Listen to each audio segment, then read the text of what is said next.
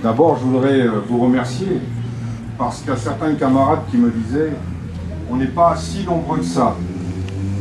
Je dis, c'est un long combat qui commence, si j'entends bien Netanyahou, parce qu'il dit qu'il va mettre du temps pour arriver à ses fins. Donc on aura d'autres occasions de dire notre dégoût de cette politique et de ce massacre. En même temps, je rappelais à mon camarade que nous sommes le 2 août. Mais c'est vrai que pour nous, qui avons décidé en accord avec nos amis qui sont là aujourd'hui, d'appeler à cette manifestation, nous ne pouvons pas attendre. Parce que des femmes et des enfants sont massacrés, assassinés. Et cette boucherie qui se déroule sous nos yeux, on ne peut pas l'accepter. On ne va pas épiloguer sur les morts, mes amis avant l'ont dit. Et je réfléchissais, je me disais, il y a une certaine indécence. Chaque jour, on rajoute. Mais ce qui s'est passé hier, quand même, nous rappelle, et ici à Tulle, même si je ne suis pas corrézien, je connais un peu mon histoire de France, ce qui s'est passé, ce soldat, oui, c'est une vie en moins, devant laquelle on peut, effectivement, on doit avoir le sens du respect. Mais c'était un militaire. Ce soldat n'a pas été retrouvé. Personne ne revendique le fait qu'il soit prisonnier. Mais immédiatement, les troupes d'occupation, comme au plus noir de notre histoire, en France, parce qu'il y avait un mort chez eux, se sont empressés d'assassiner plus de 100 personnes. Je veux dire, ça nous rappelle de sacrées choses, et ça doit nous amener à réfléchir. Ça doit amener à réfléchir Obama, que j'accuse d'aider à l'assassinat perpétré à Gaza, parce que d'un côté, il a le rameau d'olivier, en s'élevant contre le fait qu'on assassine des enfants dans une école, mais de l'autre, il donne les moyens à la direction politique d'Israël de continuer l'assassinat en livrant des armes et des munitions. J'accuse François Hollande d'être complice, parce qu'il ne bouge pas, il ne dit rien. Il est d'accord tacitement. C'est inadmissible.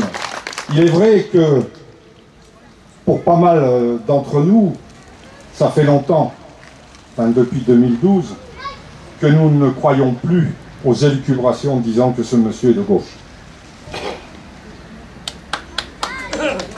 Aujourd'hui, l'État d'Israël, Netanyahou, ont décidé de tuer, d'assassiner un maximum de Palestiniens, de raser une bonne partie de Gaza, afin de se réapproprier des terres qui ne leur appartiennent pas. Comment, quel État, quel gouvernement, quel homme politique pourrait accepter de voir se perpétrer ce massacre encore plus longtemps?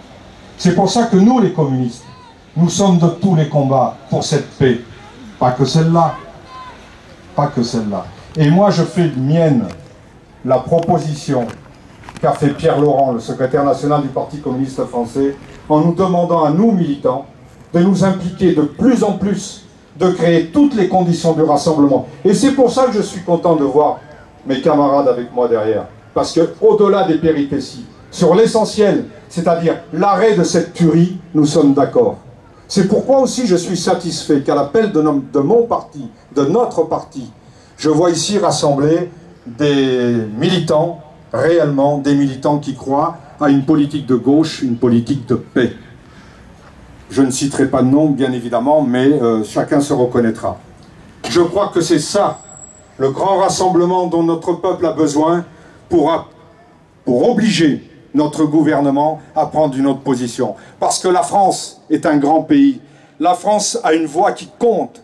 La France n'a jamais failli lors des conflits, lorsqu'il fallait se battre pour la paix.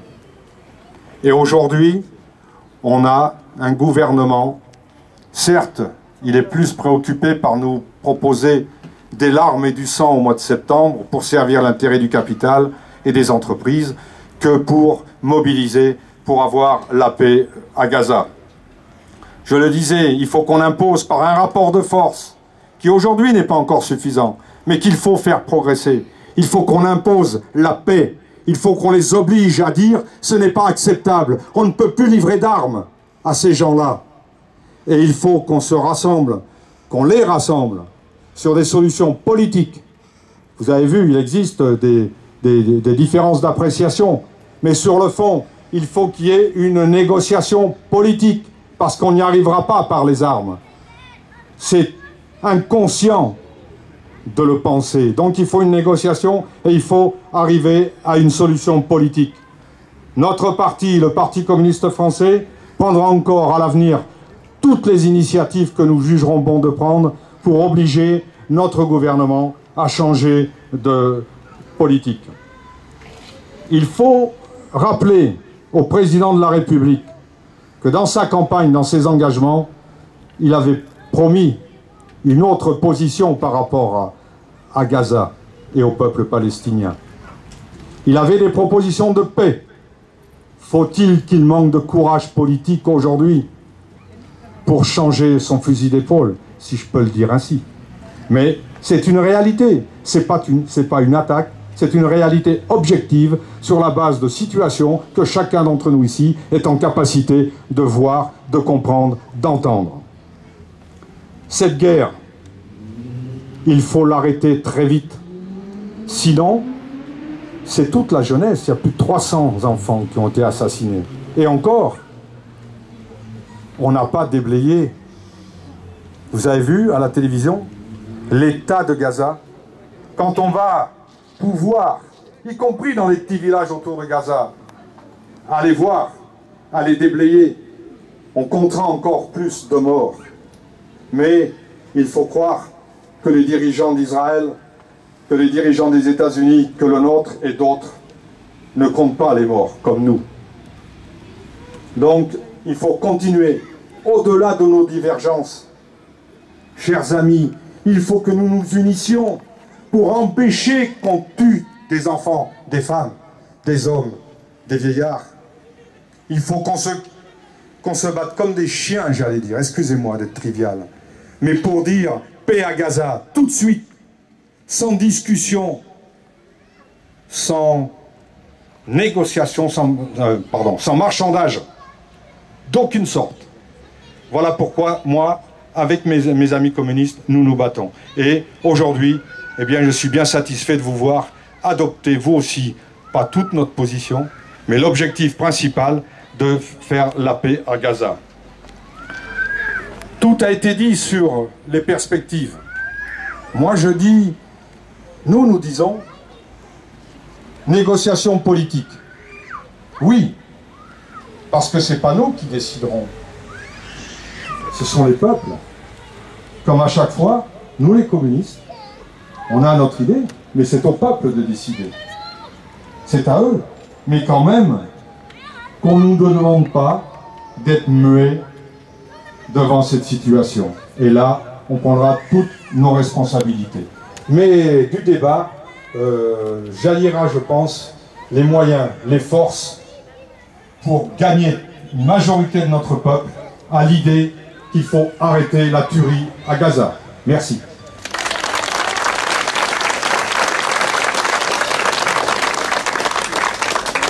À Gaza, c'est l'horreur.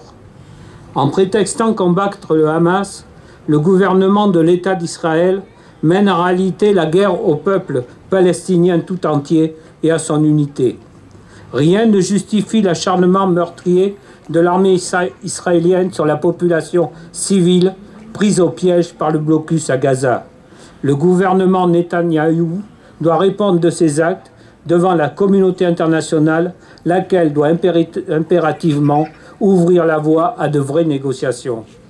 Nous sommes affligés par la manière dont la voix de la France a été portée par François Hollande au plus fort des bombardements israéliens sur Gaza, faisant des centaines de civils tués.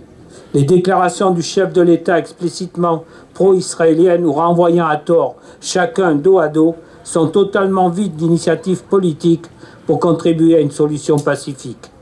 Seules des sanctions, comme la suspension des accords d'association entre l'Union européenne et l'État d'Israël, peuvent efficacement contraindre Benyamin Netanyahou à renoncer à la poursuite de la colonisation et à engager son pays dans des accords de paix durables.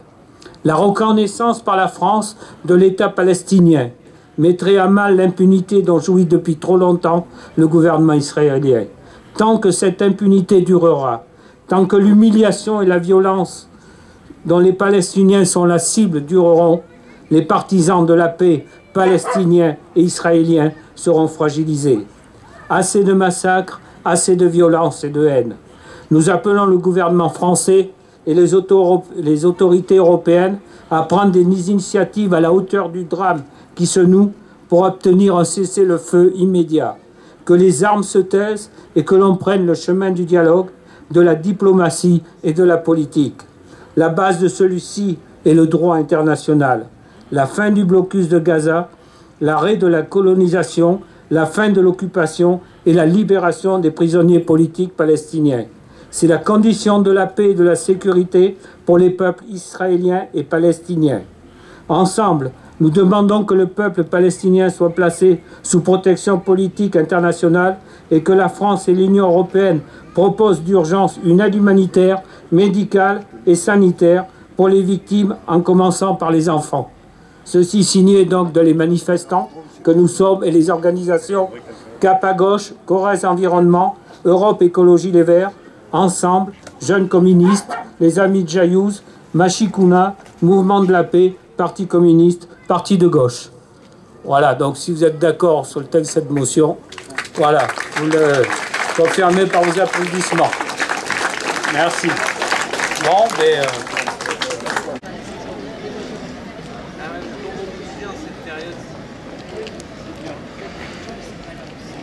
Souriez, souriez.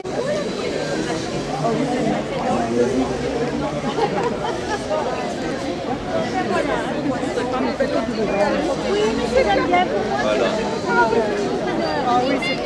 On les voit arriver au printemps. Ça porte bonheur. Il y a un peu de monde quand même. Hein. Ben, on était à l'abri de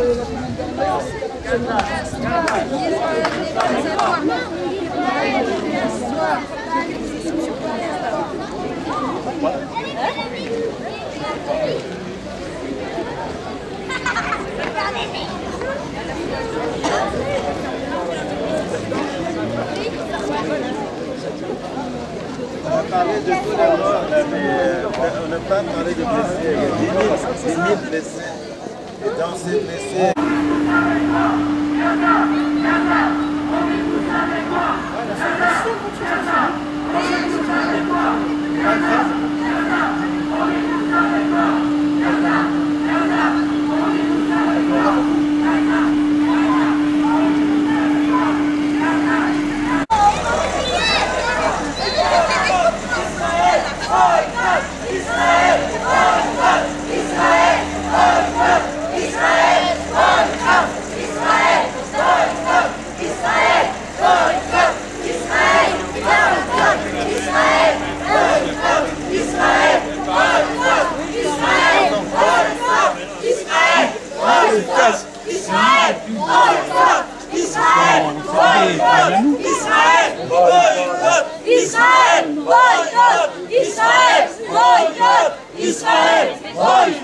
Israël, boycott, Israël,